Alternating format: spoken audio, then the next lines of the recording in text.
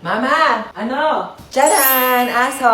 Paano yung mga taihi niya? Sino maglilinis? Ako pa? Brick mo nga, di mo malabhan. Grabe siya.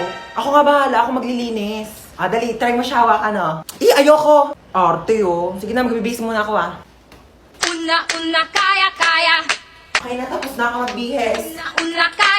Ano ginagawa mo sa aso? Bakit? Bawal ba? Sabi mo ayaw mo. Kumuha ng pera dito sa wallet ko. Bumili ka ng lechon manok, ha? Sige po.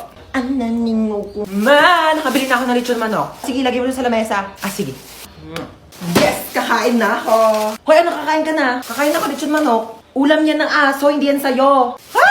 Meron dyan tuyo, merong dilis, yan yung ulamin mo. Bakit mas masarap yung ulam ng aso? Bakit marunong ba yung maglinis ng bahay? Marunong ba yung maghugas ng plato? Marunong ba yung maglaban ng damit?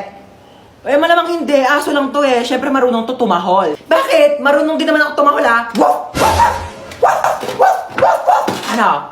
Sige, hati na kinaaso sa lechon manok. Oo.